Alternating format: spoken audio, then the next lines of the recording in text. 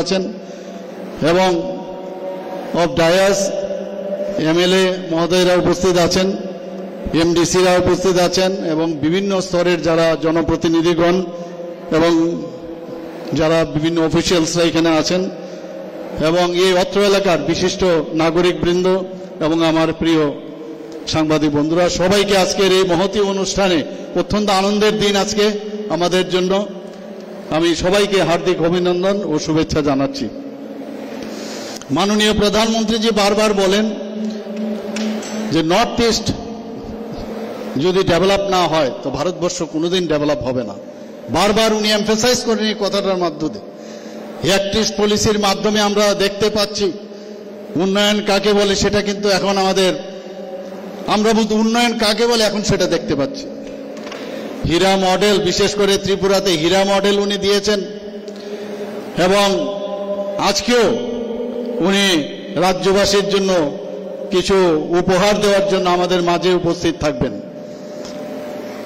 আমাদের যে প্রজেক্ট, সেই প্রজেক্টের মধ্যে সিকিমে 500 নর্থ ইস্টার্ন জোনে একসাথে উনি ভার্চুয়ালের মাধ্যমে সেই প্রজেক্টগুলোর আজকে ফাউন্ডেশন লে করবে। সিকিমের 500 করোড়, নাগাল্যান্ডের 1700 করোড়, মেঘালয়ের 300 করোড়, মণিপুরের 3500 করোড়, আর ত্রিপুরাতে 8534 করোড়ের আজকে এখানে উনি ফাউন্ডেশন লে করবেন, সর্বোচ্চ ত্রিপুরাতে। মোদিজির আমরা দেখতে পেয়েছি 2018-র পরে ত্রিপুরার যে রাজনৈতিক যে পট পরিবর্তন, তার মাধ্যমে আস্তে আস্তে করে আমরা দেখতে পাচ্ছি ত্রিপুরার চেহারাই পাল্টে গেছে। আমরা বারবার বলতাম যে এখানকার যে সাবরুম সেতু, যে মৈত্রী সেতু কবে উদ্বোধন হবে, এর মাধ্যমে সাউথ ইস্ট এশিয়ার যে প্রবেশদ্বার সেটা কবে হবে আমরা সবাই অপেক্ষা করছিলাম। আর বেশি দিন নেই, আর কয়েকদিনের মধ্যে এটা শুরুয়াত হয়ে যাবে। আজকের এখানে আইসিপি হচ্ছে, আরো অনেকগুলো যে প্রকল্প আমি যা খবর পেলাম, এটা আমাদের আখাউড়া এবং নিশ্চিন্তপুরের পরে এটা it will be the biggest one if I am not wrong. কাজেই এখান থেকে সমস্ত লোয়ার আসাম থেকে আরম্ভ করে নর্থ ইস্টের সমস্ত লোক এখান থেকে আমাদের চিটাগাং পোর্টকে ব্যবহার করে ভারতবর্ষের বিভিন্ন প্রান্তে বা অন্যান্য যে দেশ আছে সেখানেও ব্যবসা বাণিজ্য, যাওয়া আসা সবকিছুর মানে তার সুবিধা পাবে। আসা যাওয়া দুটোই হবে আমাদের, এবং সেটা একমাত্র সম্ভব হয়েছে আমাদের যশস্বী প্রধানমন্ত্রী, ওনার যে দূরদর্শিতার পরিচয়, সেই পরিচয়ের মাধ্যমে আমরা আজকে সেই বিকাশ, সার্বিক বিকাশ আমরা ত্রিপুরাতে আমরা দেখতে পাচ্ছি। আজকে আমাদের এই পরিকাঠামোর যে মান উন্নয়ন ও বর্ধন, তার পাশাপাশি রাজ্যের ইষ্ট দেবতা যাকে আমরা সবসময় মানি, মাতা ত্রিপুরেশ্বরী মন্দির, সেটাকে নবকলেবরে সাজানো হয়েছে। সবকিছুই বিকাশ পুরুষ হিসাবে আমি মনে করি এবং আমরা সমস্ত রাজ্যবাসী আমরা মনে করে, আমাদের যে টিম আছে মন্ত্রিমণ্ডলে সবাই আমরা মনে করি যে সত্যি ওনার যে ছবিকে আরো বিকাশ পুরুষ হিসাবে উজ্জ্বল করে। আজকের এই অনুষ্ঠানের মধ্য দিয়ে কি কি রাজ্য পাবে আমি আপনাদের সামনে তার ডেসক্রিপশন আমি দিচ্ছি। দক্ষিণ ত্রিপুরার সাবরুম, যেটা আমরা এখানে বসে আছি, স্থল বন্দর, যার জন্য মোট খরচ হয়েছে 250 কোটি টাকা। 1.46 লক্ষ গৃহস্থের কাছে আজকে ট্যাপের মাধ্যমে জলের সুবিধা দেওয়া হবে, যাতে খরচ রাখা হয়েছে 732.98 কোটি টাকা। রূপাইছড়ি এবং করবুকে একলব্য মডেল আবাসিক বিদ্যালয় ভবন এবং তার জন্য মোট নির্মাণ ব্যয় হবে 48 কোটি টাকা। 4টি নতুন স্কুল ভবনেরও আজকে এখানে ফাউন্ডেশন লে হবে, তাতে 10 কোটি টাকা ব্যয় হবে। পর্যটন কেন্দ্রের যোগাযোগ ব্যবস্থাকে উন্নত করে ইকো ট্যুরিজমকে যাতে সুগম করা যায়, সেই ব্যবস্থা আজকের এই ইনঅগ্রেশনের পরে বা ফাউন্ডেশন লেয়ার পরে সেটার সুবিধা হয়ে যাবে। এর জন্য মোট খরচ রাখা হয়েছে 22.13 কোটি টাকা। জাতীয় সড়ক NH 208A Kailashahar kurti bridge অংশের মোট 11.800 কিলোমিটার রাস্তার উন্নয়ন হবে, যার জন্য মোট খরচ রাখা হয়েছে 154.51 কোটি টাকা। জাতীয় সড়ক NH 44A মনু লালছড়া অংশের 16.29 কিলোমিটার দৈর্ঘ্যের রাস্তার উন্নয়ন করা হবে, যার জন্য মোট খরচ রাখা হয়েছে 251.89 কোটি টাকা। জাতীয় সড়ক NH 44 এর কাঞ্চনপুর ভাঙমন অংশের তার জন্য মোট 20.248 কিলোমিটার দৈর্ঘ্যের রাস্তার তার উন্নয়ন হবে, মোট খরচ রাখা হয়েছে 347.36 কোটি টাকা। জাতীয় সড়ক NH 1084 এর আগরতলা খোয়াই অংশের মোট 12.800 কিলোমিটার দৈর্ঘ্যের রাস্তার উন্নয়ন হবে, এর জন্য খরচ রাখা হয়েছে 210.54 কোটি টাকা। জাতীয় সড়ক NH 208 এর ফুলতলি জুড়িচড়া অংশের মোট 20 কিলোমিটার দৈর্ঘ্যের রাস্তার উন্নয়ন এবং তার প্রশস্তি হবে, যার জন্য মোট খরচ রাখা হয়েছে 218.24 কোটি টাকা। জাতীয় সড়ক NH 208 এর যে কৈলাসহর কুর্তি ব্রিজ অংশের মোট 13.450 কিলোমিটার দৈর্ঘ্যের রাস্তার উন্নয়ন করা হবে, যার জন্য মোট খরচ রাখা হয়েছে 208.74 কোটি টাকা।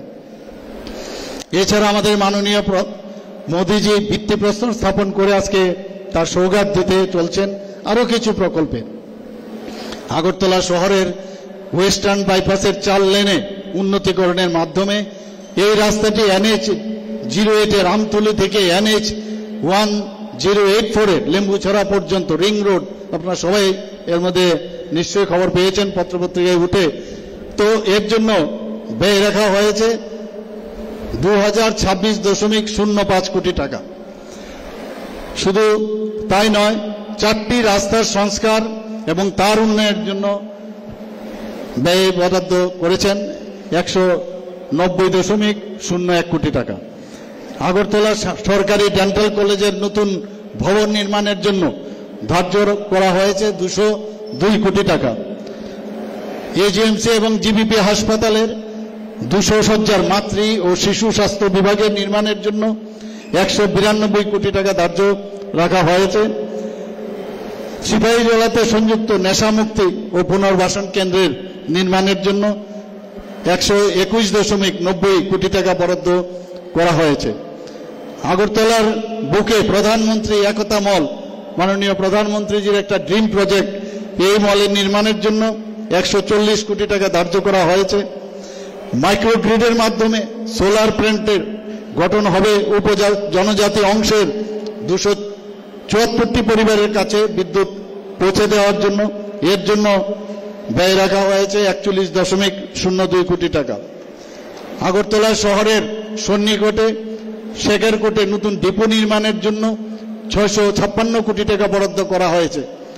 এখানে প্রসঙ্গক্রমে আমি বলতে চাই, আগে ধর্মনগরে সমস্ত অয়েলের ডিপো ছিল, সেখান থেকে সেই ডিপোর মধ্যে যে আমাদের অয়েল রাখা হতো সেটাকে আবার আগরতলা বা অন্যান্য জায়গায় নিয়ে আসা অনেকটা ব্যয় সাপেক্ষ বিষয় ছিল।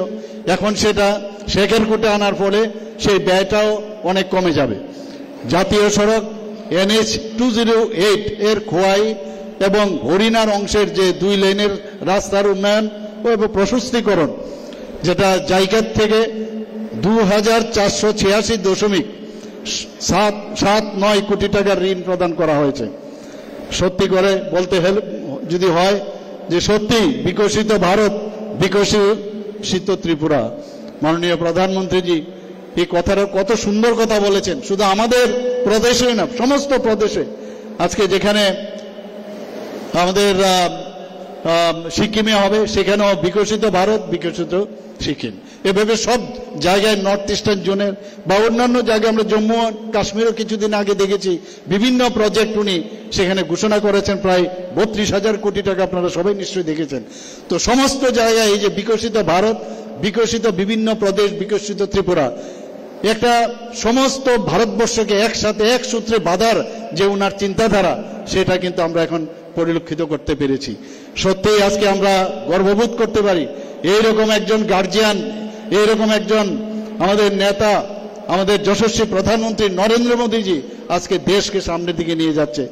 G20-তে আমরা দেখেছি উনি কিভাবে আজকে ভারতকে এমন এক স্তরে নিয়ে গেছেন যে সব লিডার, সমস্ত পৃথিবীর সমস্ত লিডার আজকে মাননীয় প্রধানমন্ত্রীজিকে সম্মানের চোখে দেখেন।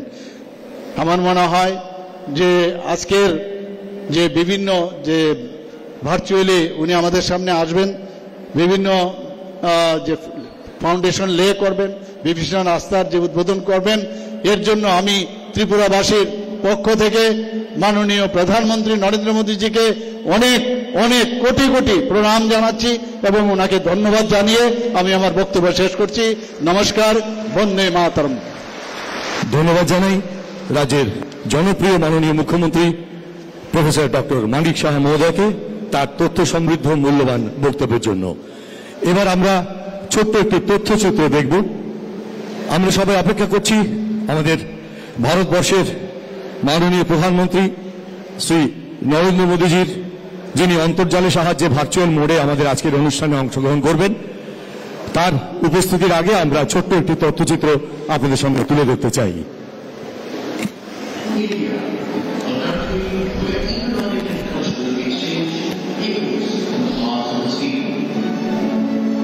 With a vast border spanning over 15,000 kilometers, a robust trade infrastructure was the need of the hour.